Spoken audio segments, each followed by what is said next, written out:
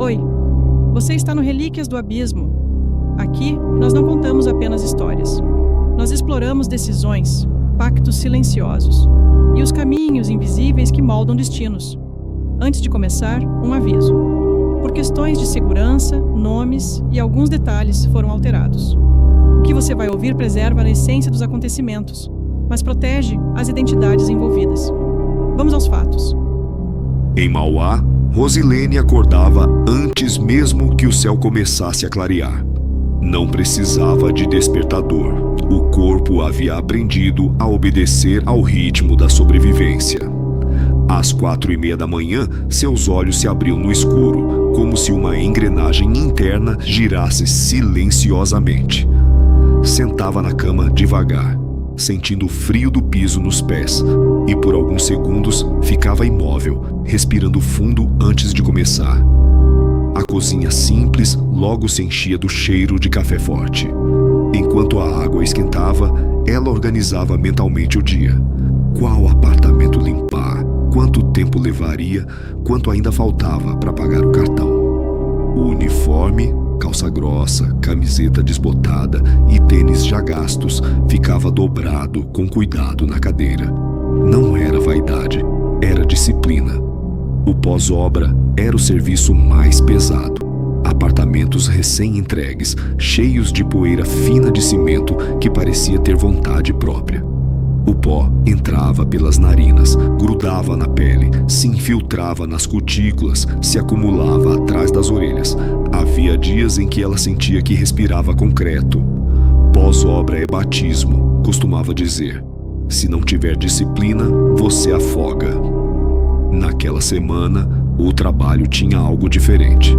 O proprietário era um senhor reservado, de fala mansa e olhar atento, um estudioso. O apartamento antigo estava repleto de livros, centenas deles, empilhados, organizados, catalogados com cuidado quase ritualístico. No terceiro dia de serviço, ele pediu: Rosilene, poderia levar estas caixas para o apartamento novo? São edições antigas, preciso que tenham cuidado. Ela assentiu.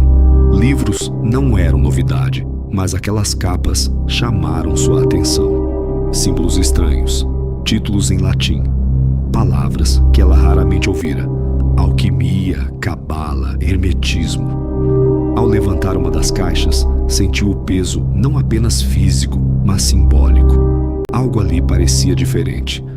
Guardou as caixas com o porteiro para buscar na saída.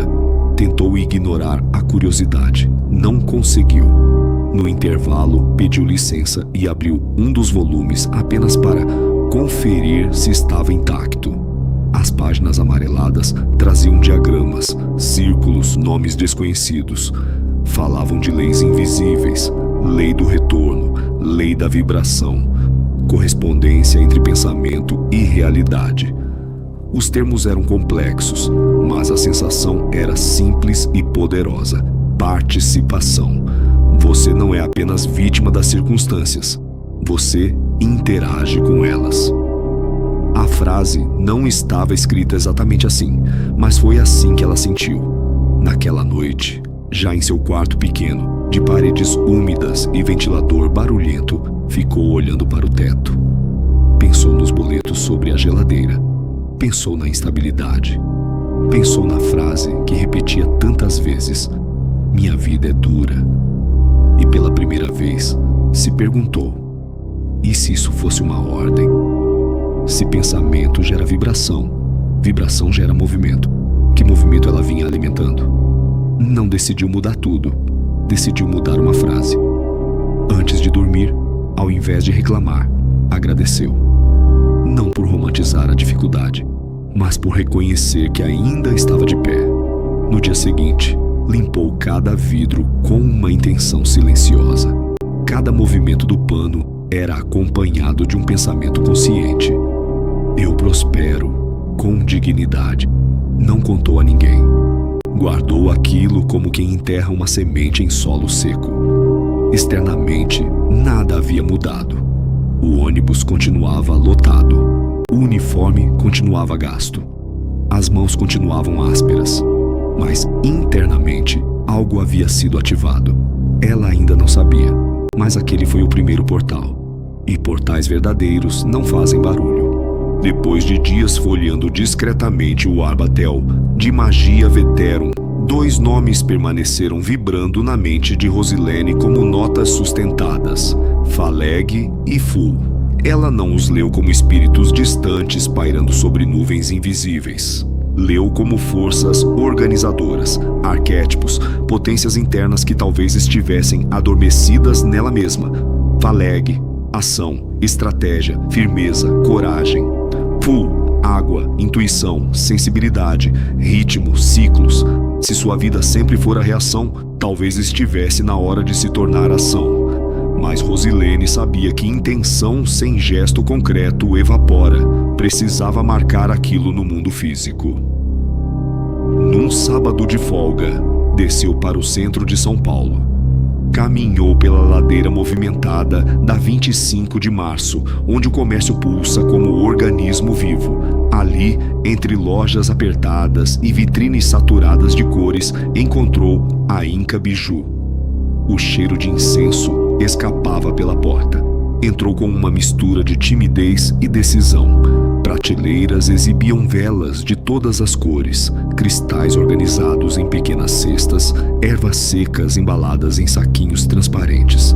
Não comprou por impulso, observou, tocou as pedras, leu os significados nas etiquetas, levou velas vermelhas para a força de Faleg, velas brancas e prateadas para a energia de Ful, incenso de mirra e sândalo, um pequeno quartzo transparente, um saquinho de ervas para banho, alecrim, arruda e manjericão.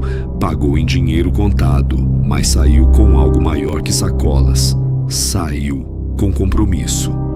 Naquela época, segundo o calendário lunar daquele ano, o ciclo indicava que o melhor horário para iniciar trabalhos ligados à intenção e organização interna era na primeira hora do dia mágico, por volta das 18 horas. Ela esperou. Naquela tarde, limpou o quarto com uma dedicação quase cerimonial. Tirou o pó dos móveis, lavou o chão, abriu as janelas para que o ar circulasse, separou roupas claras. Às 5h30, preparou o banho de ervas.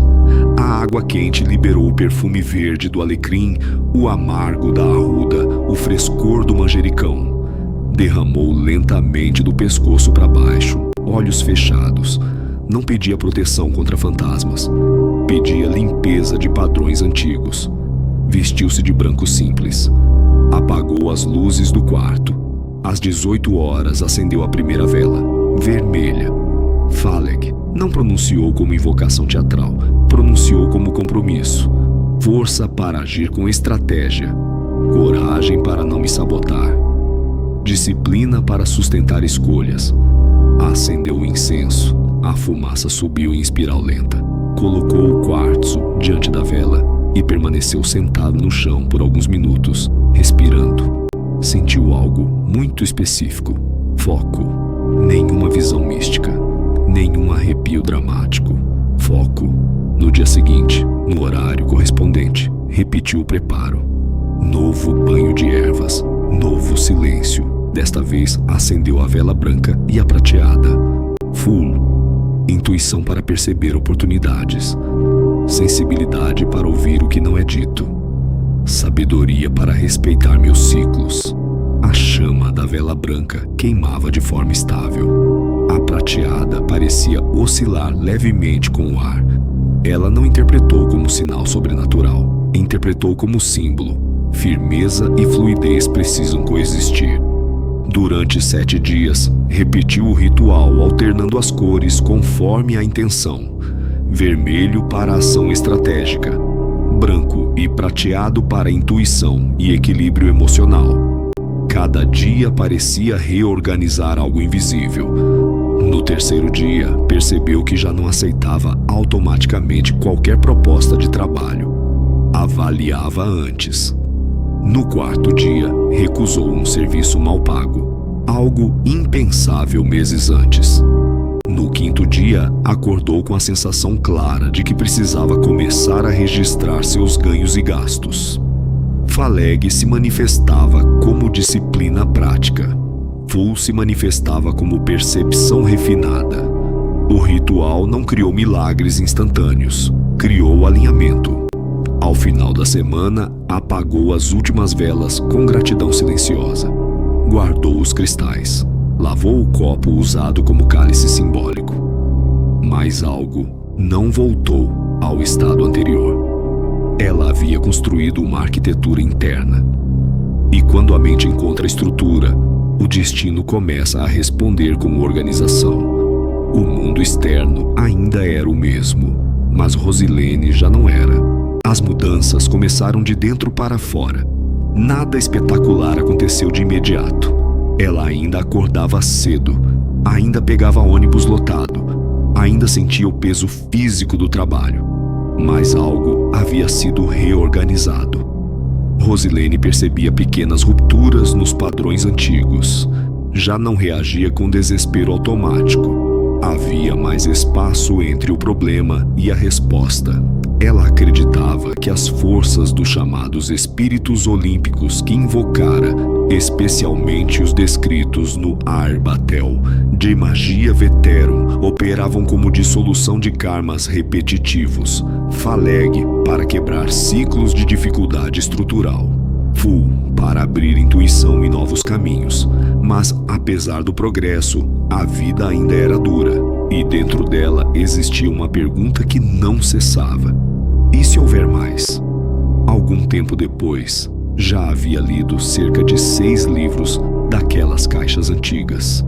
Cada obra ampliava seu vocabulário simbólico. Cada página parecia empurrá-la para um território menos confortável. Foi então que começou a leitura de As Clavículas de Salomão. O texto era mais direto, mais ritualístico, mais exigente. Ali se falava de círculos, selos e hierarquias espirituais. E, inevitavelmente, surgiu o tema que sempre aparecia envolto em sombras: Goetia. Ela leu sobre a tradição goética associada ao Grimório Lemegeton. Espíritos descritos com funções específicas, conhecimento, influência, riqueza, persuasão. Mas Rosilene não se deixou levar apenas pela empolgação. Pesquisou. Na internet encontrou visões conflitantes. Alguns defendiam a chamada Goetia salomônica tradicional. Outros falavam de abordagens luciferianas reinterpretadas. Outros ainda misturavam ocultismo com discursos de autoajuda empresarial quase caricatos. Percebeu algo importante. Qualquer trabalho desse tipo envolvia responsabilidade psicológica profunda. Não era brincadeira estética, não era fantasia adolescente. Ainda assim, a curiosidade crescia. Não era apenas ambição, era cansaço. Cansaço de sobreviver, cansaço de viver no limite, cansaço de pedir licença para existir.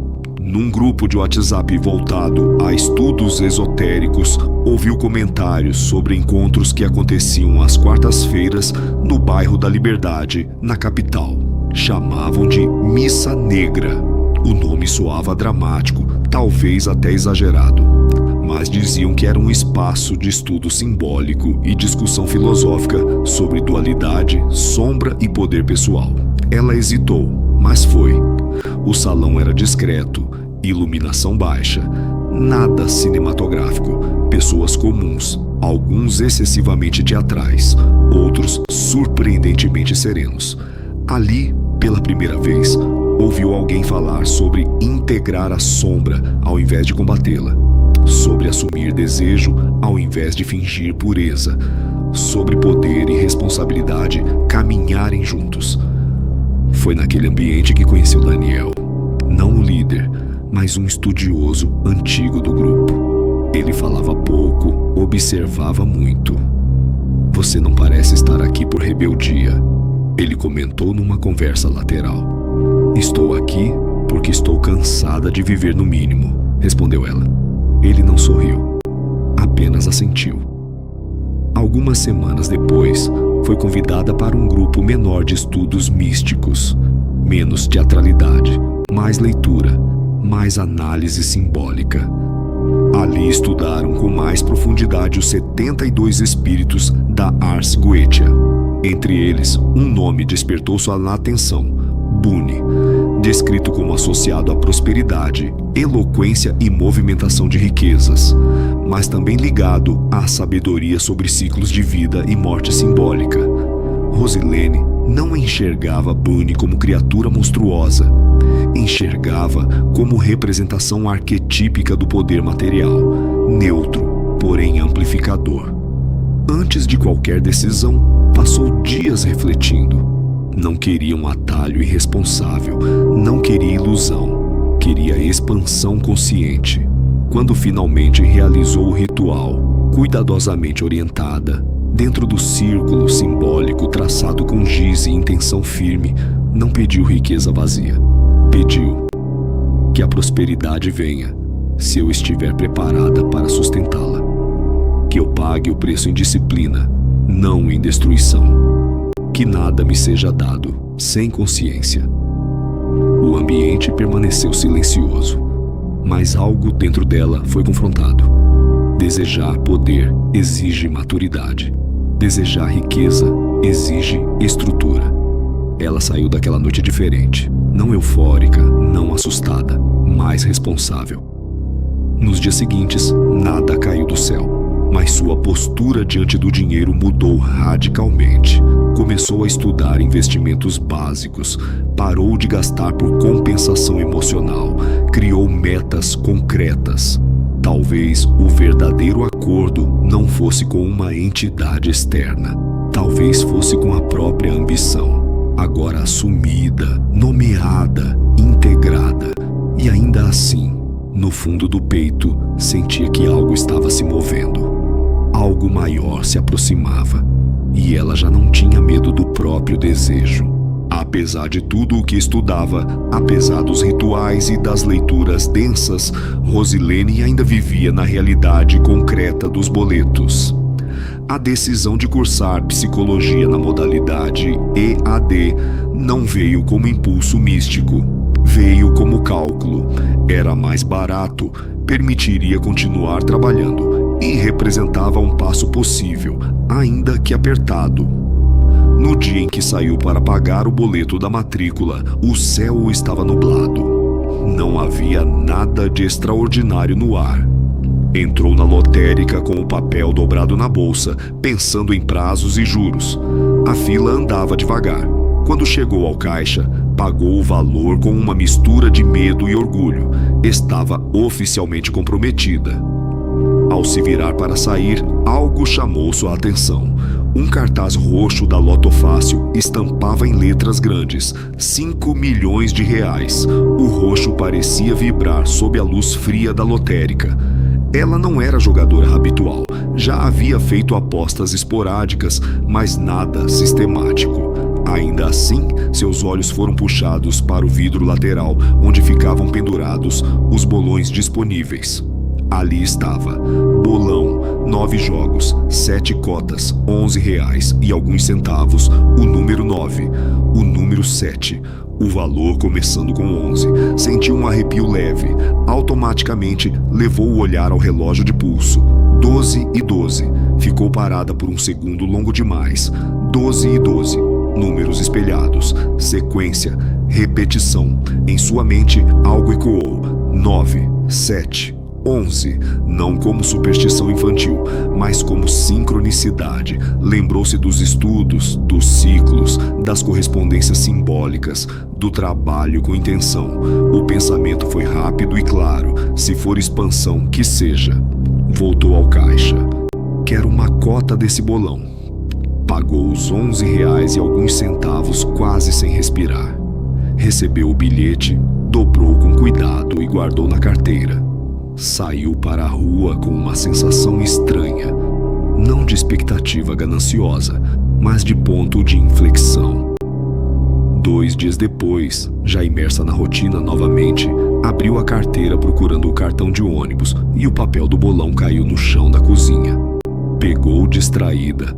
Só então lembrou do sorteio. Ligou o celular, procurou os números do concurso, começou a conferir. Um número, 2, 2, 3. A respiração mudou. 4, 5, 6. As mãos começaram a suar. 7, 8, 9, 10, 11, 12, 13, 14, 15. Parou. Conferiu novamente. Um por um. Os 15 pontos estavam ali. O coração disparou de forma quase dolorida. Procurou a informação completa do resultado. 2 apostas haviam acertado naquele sorteio. 2. Uma aposta simples individual e um bolão.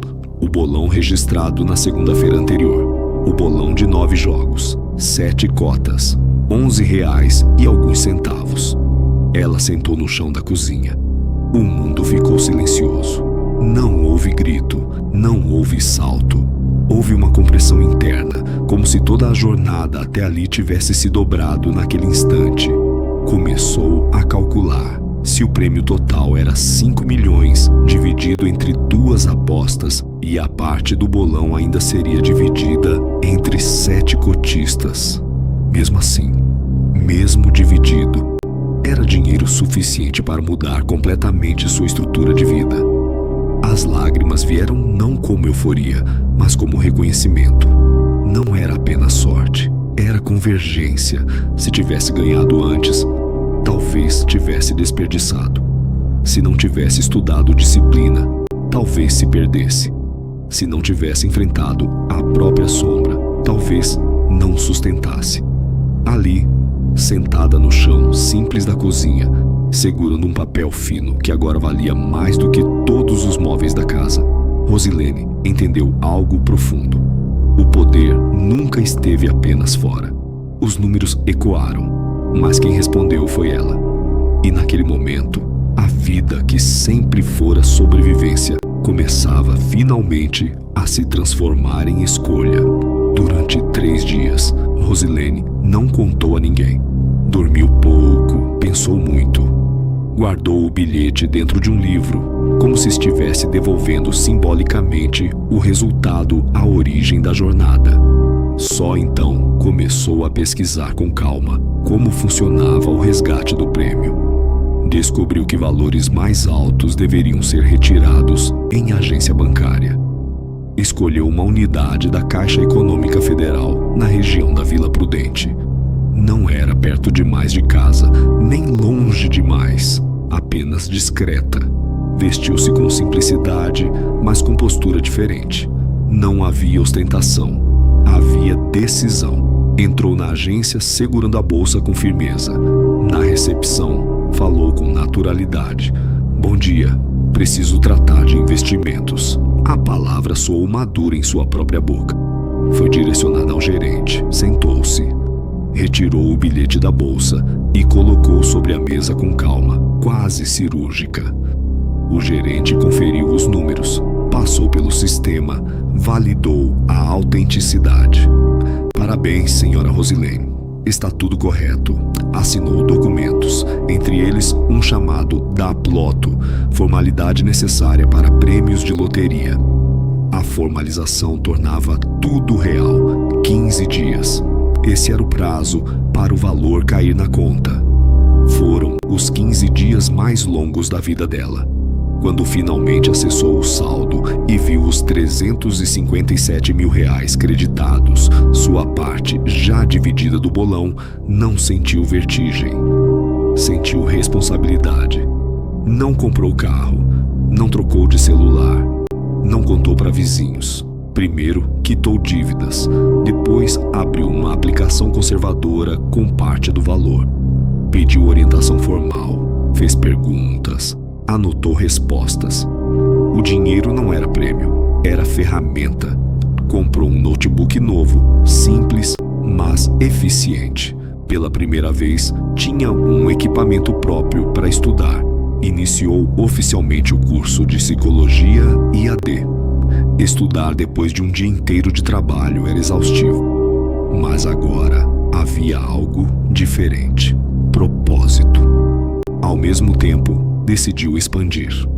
Com parte do dinheiro, pagou um curso preparatório e iniciou o processo para tirar o CRECI, Registro Profissional, para atuar no mercado imobiliário.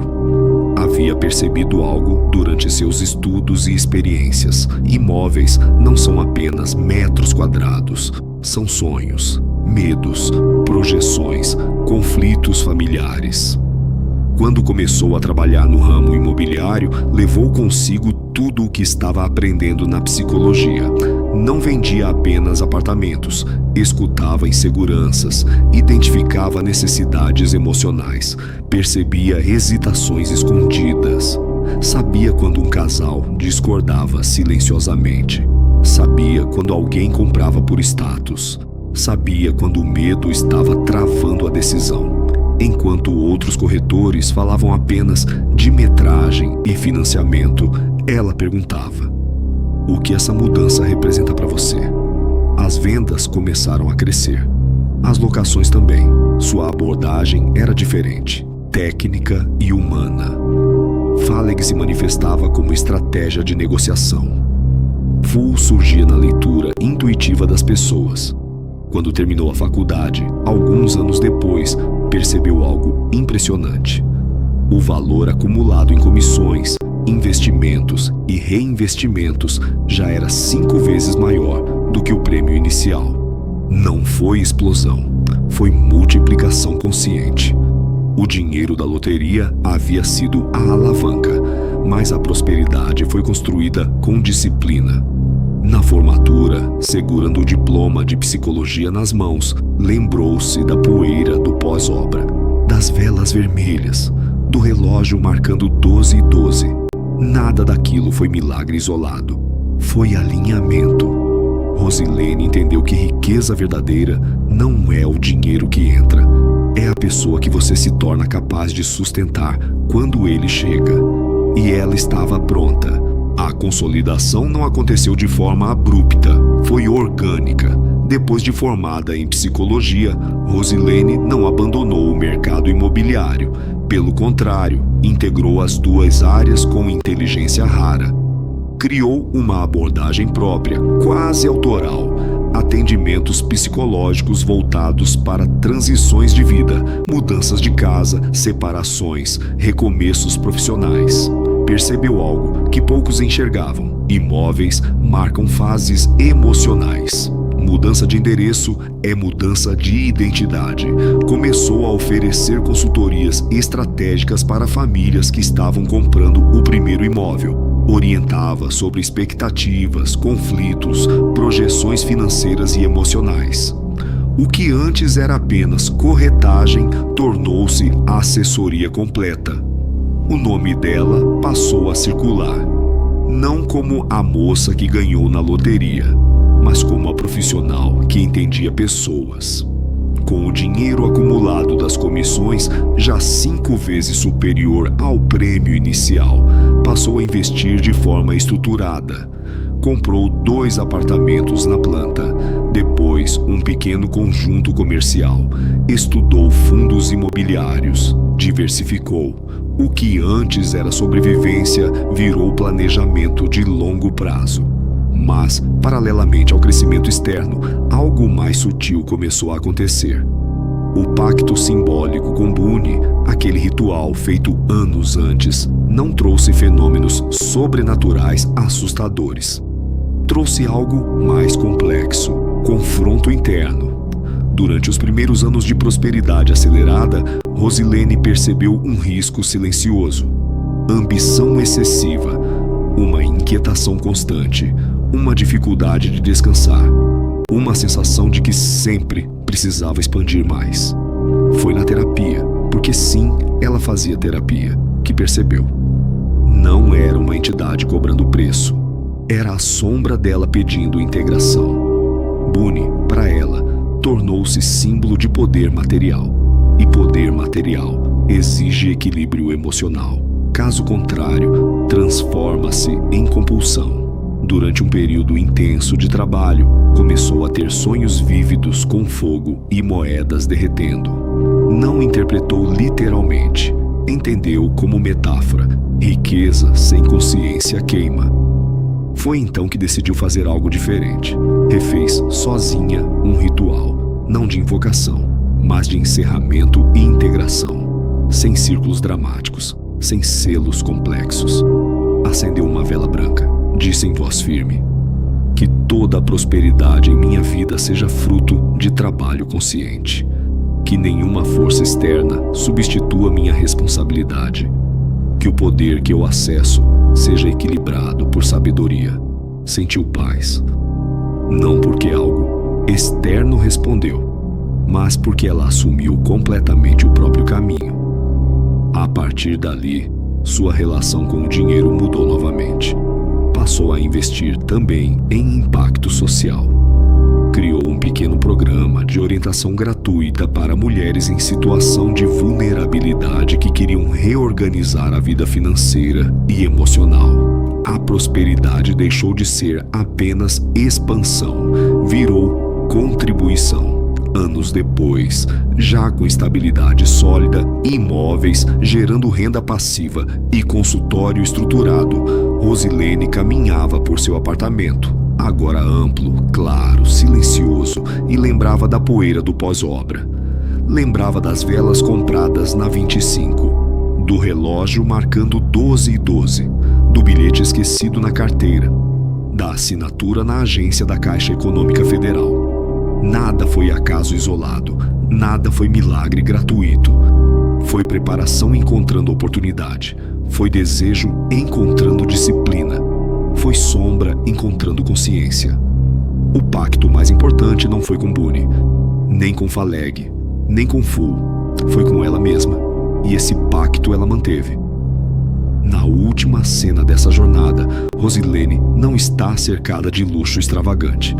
Está sentada à mesa, revisando um plano de expansão para abrir um espaço integrado de psicologia e consultoria de transição de vida. Ela sorri, não porque ganhou dinheiro, mas porque conquistou autonomia. A vida deixou de ser algo que acontece com ela. Passou a ser algo que ela constrói. E pela primeira vez, desde aqueles dias em Mauá, acorda antes do sol. Não por necessidade, mas por escolha. E isso, para ela, é a verdadeira riqueza. Ele não se lembrava do rosto da mãe, nem do timbre da voz do pai. Não havia fotografias guardadas em caixas antigas, nem relatos de avós, nem histórias repetidas à mesa. Sua vida começara como um sussurro deixado na madrugada. Numa manhã ainda escura, na porta de uma igreja na Penha, zona norte do Rio de Janeiro, um bebê foi encontrado envolto em um cobertor simples. A igreja era a histórica Igreja da Penha, erguida no alto da pedra, conhecida pelas longas escadarias e pelas promessas pagas com passos lentos. Ali, entre o silêncio das primeiras orações e o canto distante dos galos, começava a história de Marco Antônio. Foi uma funcionária da paróquia quem o encontrou. O choro era fraco, mas insistente, um pedido de existência. O padre responsável, na época, decidiu que a criança ficaria sob os cuidados da instituição até que o conselho tutelar fosse acionado. No entanto, os dias se transformaram em semanas e ninguém apareceu para reivindicar aquele pequeno corpo que lutava para permanecer no mundo. Marco Antônio cresceu entre corredores frios, bancos de madeira e o cheiro constante de incenso. Aos 4 anos, já frequentava a escola da Igreja Católica, anexa à paróquia. Aprendeu cedo a fazer o sinal da cruz, a juntar as mãos para rezar e a responder amém com convicção. As outras crianças voltavam para casa ao fim das aulas. Ele permanecia. A igreja era sua casa, seu quintal e seu abrigo contra o desconhecido. Ser órfão não era apenas a ausência de pais, era a presença constante de perguntas. Quem o havia deixado ali? Teria sido desespero, medo, amor em forma de renúncia? Ele olhava para cada mulher que entrava na igreja com certa esperança silenciosa, como se em algum momento um olhar pudesse reconhecê-lo. Os frades franciscanos que serviam na paróquia tornaram-se suas primeiras referências de afeto e disciplina. Vestidos com hábitos simples e sandálias gastas, ensinavam-lhe não apenas catecismo, mas também a importância da humildade e do serviço. Foi ali que Marco ouviu pela primeira vez sobre Francisco de Assis, o santo que abandonara riquezas para abraçar a pobreza e cuidar dos esquecidos. A história o tocou profundamente. Ele também se sentia um desses esquecidos, mas ali, entre aqueles homens, aprendia que o esquecimento do mundo não significava abandono de Deus. Aos poucos, Marco Antônio começou a ajudar nas missas, organizar os livros litúrgicos, acender as velas, arrumar o altar. Havia algo de solene na repetição dos rituais. Enquanto outras crianças sonhavam em ser jogadores de futebol ou pilotos de avião, ele observava atentamente cada gesto do sacerdote durante a celebração. Não era apenas admiração, era identificação. A ausência de uma família tradicional foi sendo preenchida por uma comunidade que, apesar de imperfeita, lhe oferecia pertencimento. Os fiéis o conheciam pelo nome, ofereciam roupas, cadernos, às vezes um doce escondido após a missa de domingo. Ele sorria com gratidão, mas mantinha dentro de si uma espécie de reserva silenciosa, como se temesse que qualquer alegria pudesse ser retirada de repente. Na adolescência, a pergunta sobre sua origem tornou-se mais aguda. Já não bastava aceitar o mistério, ele queria respostas.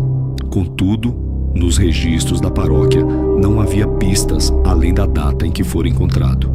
Nenhuma carta, nenhum bilhete, nenhum nome. Apenas o fato de ter sido deixado na porta da igreja, talvez como último gesto de esperança de que ali encontraria proteção. Foi nesse período de inquietação que Marco começou a considerar a vida religiosa não como circunstância, mas como escolha. Se sua história começara naquela escadaria, talvez seu destino estivesse ligado àquele mesmo altar. Tornar-se frei franciscano deixou de ser apenas influência do ambiente e passou a ser vocação. Ele ainda não sabia quais provas enfrentaria, nem as contradições internas que surgiriam entre fé e dúvida. Mas algo dentro dele já estava decidido. Se fora deixado ali como um ato de abandono, transformaria aquela dor em serviço.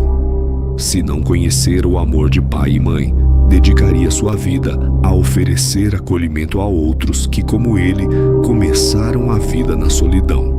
Assim começa a trajetória de Marco Antônio, não como vítima do destino, mas como alguém disposto a ressignificar sua própria origem. Aos 28 anos, Marco Antônio já não era apenas um menino deixado na escadaria da igreja. Era frei franciscano, missionário e estudioso inquieto. Sua vida havia ganhado o mundo. Participara de diversas missões com os frades da ordem, viajando por cidades do interior do Brasil e também por grandes capitais da América Latina. Esteve no Haiti, onde a fé se misturava à dor de um povo marcado por tragédias naturais. Em El Salvador, onde ouviu relatos de violência e resistência. No México, onde as cores e a religiosidade popular pareciam transformar sofrimento em celebração. Cada país lhe ensinava uma nova forma de esperança. Na Europa, seus passos o levaram por Portugal, Espanha e Itália. Em Lisboa, aprendeu sobre silêncio e contemplação. Em Madrid, sobre tradição e modernidade em constante tensão. Em Roma, sentiu o peso da história pulsando nas pedras antigas. Falava 4 idiomas com fluência: português, espanhol, francês e italiano. E essa habilidade lhe permitia atravessar fronteiras sem a sensação de ser estrangeiro. Foi na Itália, porém, que sua trajetória tomou um rumo inesperado. Em uma pequena cidade do interior, durante um encontro eclesiástico, Marco foi apresentado a um bispo influente ligado à estrutura da Igreja Católica. O religioso demonstrou interesse pela formação intelectual e pela experiência internacional do jovem Frei. Após algumas conversas reservadas, fez-lhe um convite incomum: participar de um grupo de estudos místicos que se reunia discretamente 2 vezes por mês. Não se tratava de uma confraria oficial, nem de uma ordem paralela. Era um círculo de reflexão interdisciplinar, onde o compromisso maior era com o diálogo profundo e a neutralidade respeitosa. Marco hesitou no início. Sua formação franciscana prezava a simplicidade e a clareza doutrinária, mas a curiosidade falou mais alto. Os encontros aconteciam em uma residência ampla, elegante e cercada por oliveiras, em um terreno rural, um casale, próximo a Palermo. A casa parecia saída de um romance antigo: paredes de pedra, janelas altas e uma biblioteca que ocupava quase todo o andar superior. Ali, longe dos olhares públicos, reuniam-se pessoas improváveis. Havia membros de alto escalão da Igreja Católica, filósofos judeus vindos de diversas regiões da Europa, ateus movidos por curiosidade intelectual, políticos influentes, físicos teóricos, budistas praticantes e empresários de sucesso. Nenhum título era mencionado durante os debates. Dentro daquela casa eram apenas buscadores. Durante 2 anos, Marco mergulhou em discussões intensas. Estudavam simbolismo religioso, analisando como diferentes culturas representavam o sagrado por meio de arquétipos semelhantes. Debatiam a natureza da crença. Seria ela construção psicológica, experiência transcendental ou fenômeno coletivo? Foi ali que Marco compreendeu com profundidade o conceito de egrégora, a força gerada por um pensamento ou emoção compartilhada por um grupo, capaz de influenciar comportamentos e até realidades sociais. As conversas atravessavam séculos e civilizações. Comparavam textos bíblicos com escritos cabalísticos, examinavam ensinamentos budistas ao lado da filosofia grega, discutiam ciência quântica sem desprezar a espiritualidade. O físico presente no grupo falava sobre campos de energia e probabilidades. O filósofo judeu respondia com interpretações simbólicas do Antigo Testamento. O bispo ponderava à luz da tradição cristã. Marco, inicialmente ouvinte atento, passou a participar ativamente. Percebeu que sua própria história de abandono e acolhimento lhe dava uma sensibilidade especial para compreender a dimensão humana por trás das teorias. Ele não estava ali para defender dogmas, mas para entender pontes. A neutralidade do grupo era rigorosa, não se buscava converter, convencer ou disputar autoridade. O objetivo era expandir horizontes. Ao final de cada encontro, jantavam juntos à mesa longa de madeira, compartilhando vinho siciliano e pratos simples, enquanto a noite envolvia o campo com silêncio e estrelas. Aqueles 2 anos transformaram Marco Antônio. Sua fé não diminuiu, tornou-se mais complexa. Ele passou a enxergar a religião não apenas como instituição, mas como linguagem simbólica da alma humana. Compreendeu que crença e razão não eram inimigas, mas dimensões complementares de uma mesma busca. Contudo, também percebeu algo inquietante. Muitos dos presentes ali ocupavam posições estratégicas na política, na economia e na ciência. O diálogo transcendia a espiritualidade e, em certos momentos, tocava decisões que impactavam sociedades inteiras. Marco começou a se perguntar até que ponto aquele círculo era apenas um espaço de estudo e até onde se estendia sua influência silenciosa. Enquanto caminhava pelas oliveiras do Casale, nas manhãs seguintes aos encontros, sentia que sua vida estava novamente diante de uma encruzilhada. O menino deixado na porta da igreja agora participava de debates que atravessavam culturas e poderes. Mas qual Caminhando sozinho pelas ruas de Palermo, Marco Antônio começou a enxergar com clareza algo que antes apenas intuía. As estruturas religiosas, em todas as tradições, tinham muito mais em comum do que aparentavam. Hierarquias, símbolos, rituais, narrativas fundadoras. Mudavam os nomes, as vestes, os idiomas. A ossatura permanecia a mesma. Aquela constatação não o revoltava. Ao contrário, tornava-o grato pela oportunidade que lhe fora dada. Afinal, pensava ele, que caminhos reais teria tido um garoto de pele parda, abandonado, ainda bebê, na escadaria de uma igreja próxima a uma favela da zona norte do Rio de Janeiro. A vida o havia conduzido longe demais para que não reconhecesse isso como um privilégio improvável. Mas a gratidão já não bastava. Pela primeira vez, Marco sentiu com nitidez o desejo de uma vida própria.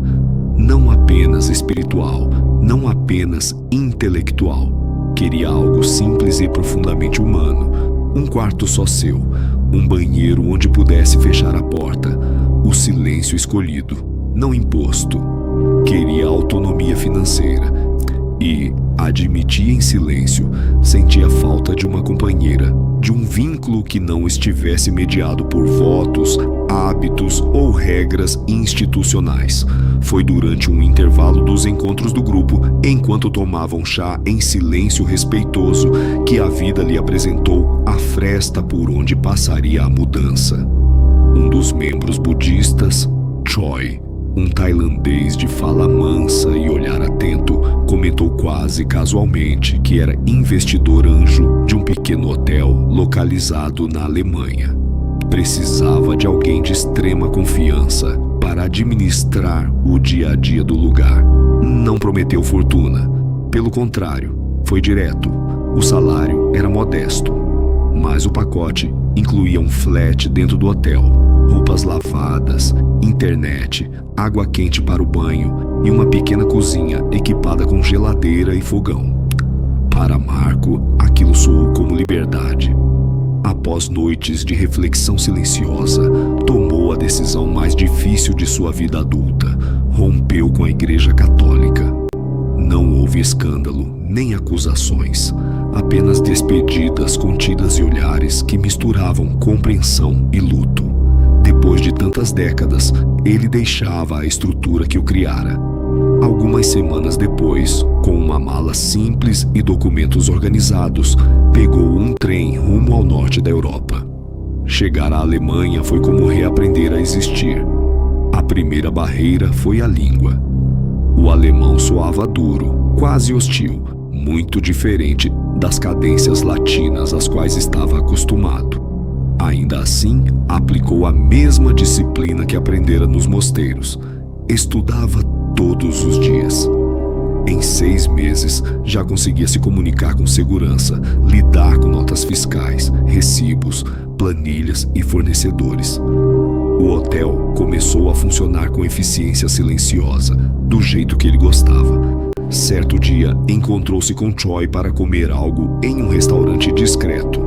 O tailandês, sorrindo, o coagiu amistosamente a experimentar a tradicional cerveja alemã. Conversaram sobre os negócios, sobre ocupação, custos, perspectivas. Choi era sempre impecável. Na Itália, vestia roupas de linho e joias de ouro branco. No frio alemão, usava sobretudos de marca francesa, botas caras, uma corrente fina de ouro branco no pescoço e um anel do mesmo metal com uma pedra de citrino no anelar direito. Seus perfumes tinham presença marcante. Alternava relógios, Patek Philippe, Rolex, como quem escolhe estados de espírito. Oriental, de cabelos longos, parecia deslocado e, ao mesmo tempo, perfeitamente integrado a qualquer ambiente. Foi naquela noite que Choi disse algo que Marco jamais esqueceria. Com naturalidade desconcertante, contou que anos antes, quando morava em Londres, fizeram um acordo com uma entidade. não detalhou rituais nem nomes, apenas afirmou que tudo o que possuía lhe fora concedido a partir daquele pacto. Disse seguir o Dharma budista, mas rejeitava a vida monástica. Não acreditava na glorificação da pobreza, nem na estética do sacrifício permanente. Viver o melhor para si, disse Choi enquanto girava o copo de cerveja, é condição para ser o melhor para os outros. Explicou que gostava de investir em ideias alheias, criar estruturas, gerar empregos. Via nisso uma forma prática de ética. Não pregava desapego material, pregava responsabilidade sobre o poder que o dinheiro concede. Marco ouviu em silêncio, sentindo um leve aperto no peito. Não era medo. Era a percepção de que havia atravessado um ponto sem retorno. A fé simples da infância, a obediência institucional, os votos silenciosos, tudo ficava para trás, substituído por um mundo onde escolhas tinham consequências mais diretas, mais perigosas e mais reais. Naquela noite, ao voltar para seu flat no hotel, tomou um banho longo, sentou-se no silêncio que agora lhe pertencia e entendeu. A virada não era apenas externa. Algo dentro dele havia mudado de forma irreversível. Quase 2 anos haviam se passado desde que Marco Antônio desembarcara na Alemanha. Nesse tempo, ele e Choi tornaram-se mais do que parceiros profissionais, tornaram-se amigos. Marco era um gerente excepcional. Organizava turnos, treinava funcionários, negociava com fornecedores, selecionava os produtos servidos no café da manhã do salão do hotel. Pagava contas, revisava contratos, inspecionava serviços de manutenção, controlava planilhas com precisão quase monástica. Reunia-se com o contador, comparecia a audiências com o advogado, resolvia conflitos com discrição e firmeza. O hotel prosperava.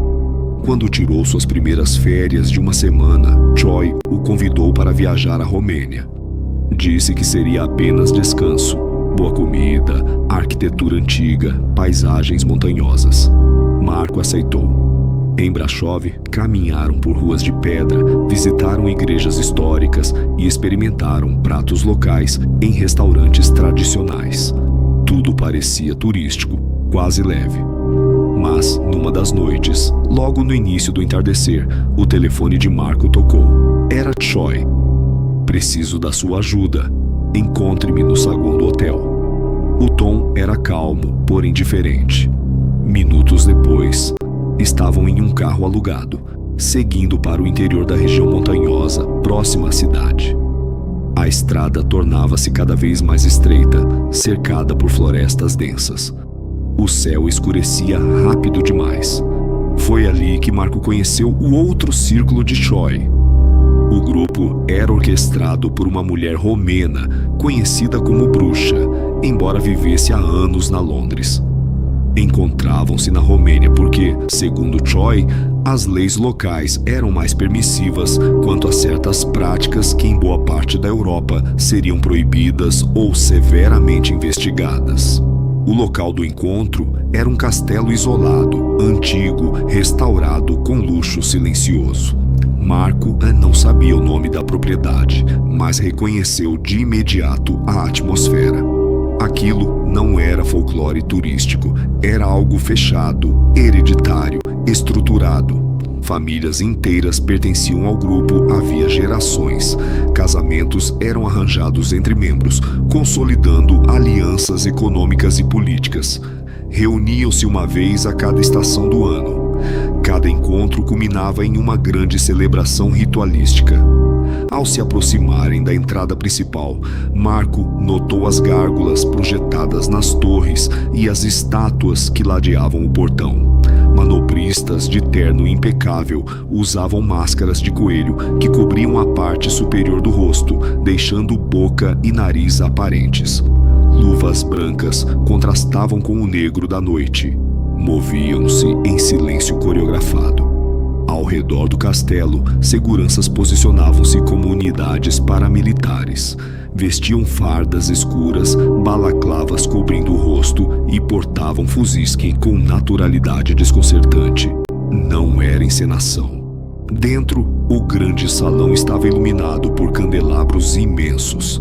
Música instrumental ecoava de algum ponto invisível. Mulheres com vestidos de alta costura e homens em smokings conversavam como se estivessem em um baile diplomático.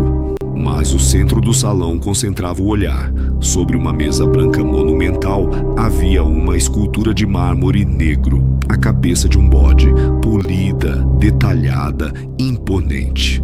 Ao redor, uma abundância quase excessiva de comida, carnes, frutas, pães artesanais, vinhos raros. A composição era simbólica demais para ser mero ornamento.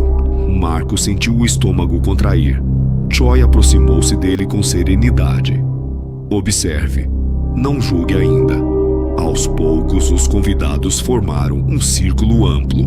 A bruxa romena surgiu entre eles, vestida com um traje escuro adornado por detalhes dourados discretos. Sua presença não era caricata, era firme, segura, quase executiva. Quando começou a falar, o salão silenciou. Ela discursava sobre continuidade, prosperidade, linhagem, poder coletivo.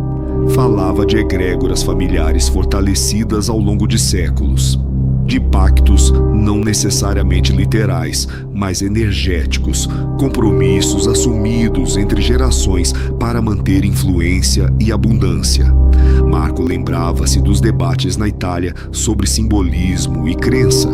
Ali, tudo parecia ganhar forma concreta. Em determinado momento, os membros mais antigos aproximaram-se da mesa central. Não havia sangue, nem teatralidade grotesca. Havia juramentos sussurrados, assinaturas em um livro antigo e um brinde coletivo diante da escultura do bode, símbolo, segundo Choi, murmurou ao ouvido de Marco, de independência, fertilidade e resistência à submissão. Mesmo assim, algo era perturbador. Marco percebeu que muitos dos presentes ocupavam posições estratégicas no mundo: finanças, tecnologia, política internacional. Não era superstição amadora, era uma rede. Choi observava tudo com familiaridade. Quando a cerimônia terminou e a música voltou a subir, virou-se para Marco. "Você entende agora?" perguntou. "Estruturas existem em todas as tradições. Algumas são visíveis, outras não." Marco não respondeu de imediato. Sentiu o peso da escolha se aproximando outra vez. Havia deixado a igreja em busca de autonomia, mas ali estava diante de outra estrutura, talvez ainda mais poderosa, mais discreta, mais pragmática. Enquanto caminhava pelo salão, sob o olhar fixo das gárgulas do lado de fora, compreendeu que sua vida estava sendo testada novamente.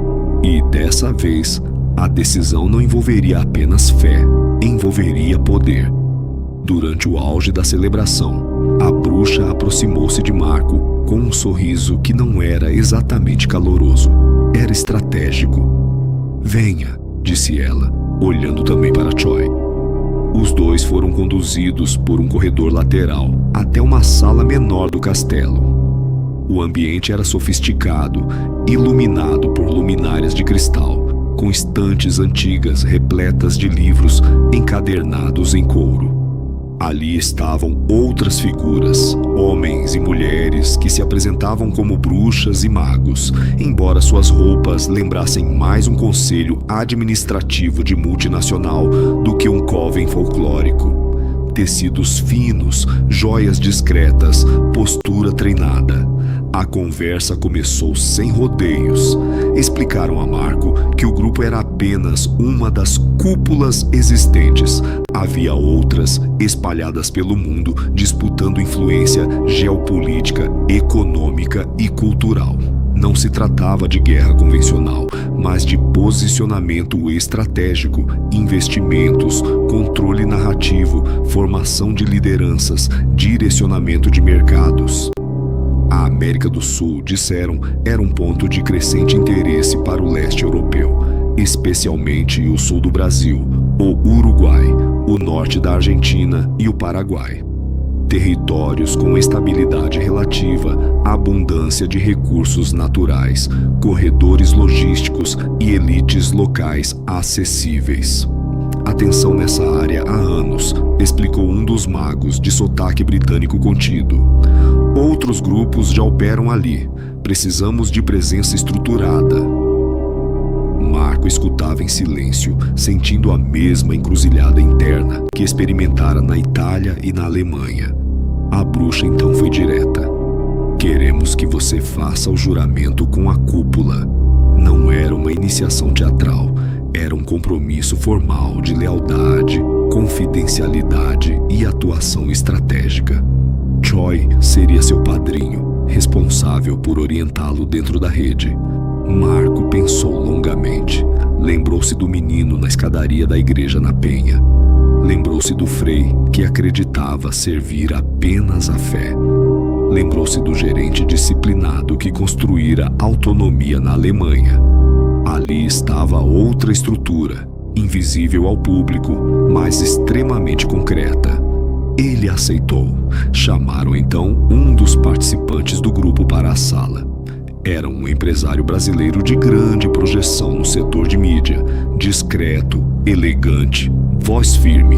Apresentaram-no como alguém capaz de influenciar narrativas nacionais, decidir quais talentos ganhariam visibilidade, quais jogadores de futebol seriam promovidos, quais artistas seriam impulsionados, quais empresas receberiam cobertura favorável. Ele será um dos seus pontos de conexão, disse a bruxa. O juramento foi selado com palavras formais, assinaturas e um aperto de mãos que carregava mais peso do que qualquer ritual simbólico anterior. Meses depois, Marco partiu para o Brasil. Instalou-se no sul do país, inicialmente em Porto Alegre. A escolha não era aleatória. A região possuía forte herança europeia, economia diversificada e proximidade estratégica com Uruguai e Argentina. Nos primeiros meses, agiu com cautela. Formalmente, apresentava-se como investidor e consultor internacional com experiência em hotelaria e gestão.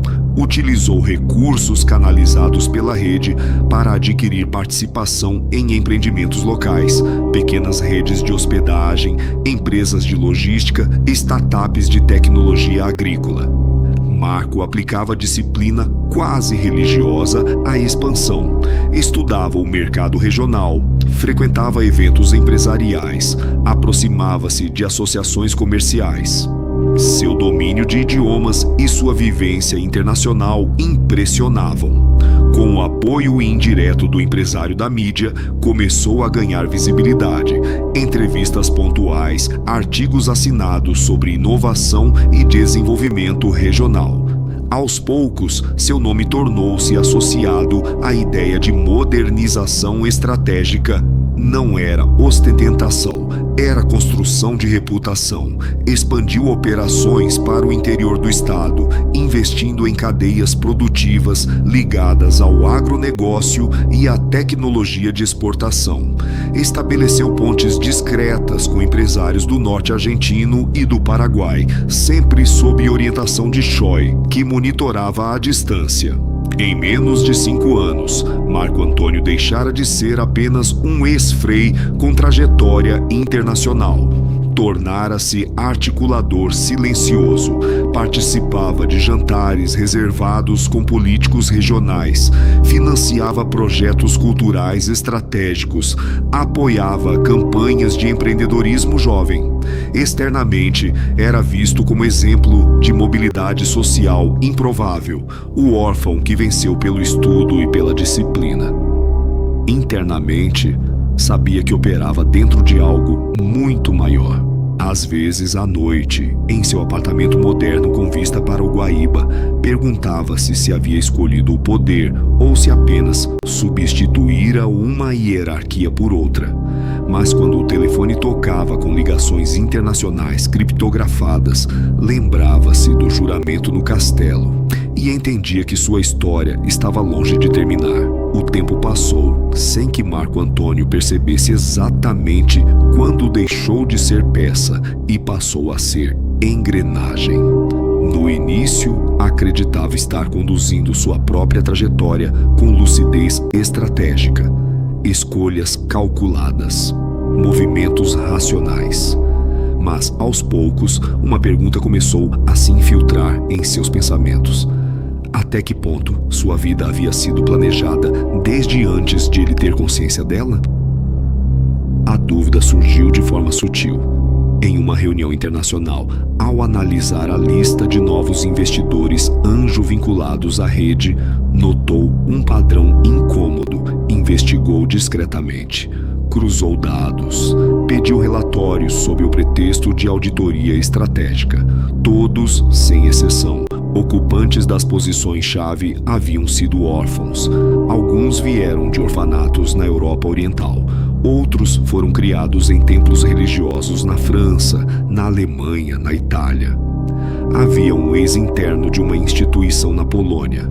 Uma mulher influente formada em um colégio católico na Áustria, também abandonada na infância. Um empresário escandinavo criado em abrigo estatal. Histórias diferentes, padrão idêntico. Marco sentiu um frio percorrer a espinha. Órfãos são moldáveis, pensou. Crescem sem raízes familiares fortes. Aprendem cedo a se adaptar. São resilientes. Buscam pertencimento. São leais quando acolhidos. Seria coincidência ou seleção? Percebeu então o quanto o poder no mundo não era apenas econômico ou político, era estrutural. Escolhia perfis, moldava trajetórias, investia em vulnerabilidades transformadas em competência, criava líderes que, no fundo, carregavam a mesma cicatriz original: abandono. E se sua própria história não tivesse sido apenas acaso? A pergunta nunca foi verbalizada para Choi, mas em um de seus encontros silenciosos, Marco observou o padrinho com um olhar diferente, menos admirado, mais atento. Ainda assim, no sul do Brasil, sua presença já não era novidade, era referência. Seus investimentos consolidaram cadeias logísticas, financiaram centros de inovação, influenciaram discretamente decisões estratégicas. Seu nome circulava em conselhos empresariais, fóruns econômicos e encontros reservados. Sempre elegante, sempre ponderado, sempre um passo atrás dos holofotes diretos. Externamente, sua narrativa era perfeita. O menino abandonado que construiu uma trajetória internacional e voltou para contribuir com o desenvolvimento regional. A imprensa reforçava essa imagem com entusiasmo quase espontâneo. O empresário da mídia, sempre discreto, cumpria seu papel com naturalidade invisível. Projetos apoiados por Marco prosperavam. Pessoas que ele indicava ascendiam com velocidade impressionante, mas agora ele via além da superfície. Em encontros privados, observava outros membros da rede com novo filtro. Reparava na forma como falavam sobre propósito, continuidade, linhagem estratégica. Expressões que antes pareciam apenas retórica sofisticada, agora soavam como indícios de algo mais antigo e mais meticulosamente arquitetado. Começou a revisar sua própria linha do tempo. O abandono na escadaria, a permanência na igreja, o acesso improvável a estudos internacionais, o convite para o grupo místico na Itália, a oferta do hotel na Alemanha, o juramento no castelo, a rápida ascensão no Brasil. Tudo encaixava com perfeição excessiva e, no entanto, nunca houvera coerção explícita. Sempre houvera escolha, ou a ilusão dela. Numa noite silenciosa, abriu uma planilha antiga com os nomes dos investidores vinculados à cúpula na América do Sul. Ao lado lado de cada nome, acrescentou discretamente uma coluna: origem familiar. A repetição do padrão confirmou sua intuição. Marco fechou o laptop lentamente. Pela primeira vez, sentiu que talvez o verdadeiro pacto não tivesse sido feito apenas por Choi em Londres, mas por uma estrutura muito maior, capaz de identificar potenciais desde a infância e cultivá-los como sementes estratégicas. Ainda assim, ele não entrou em pânico, não rompeu, não confrontou. Aprendera que o poder não reage bem a movimentos bruscos. Em vez disso, começou a fazer algo diferente. Passou a apoiar projetos sociais voltados a crianças em situação de abandono, mas sem qualquer vínculo com a rede. Criou fundos independentes, estabeleceu mentorias fora do radar tradicional. Se estavam formando órfãos para serem engrenagens, ele formaria órfãos para serem livres.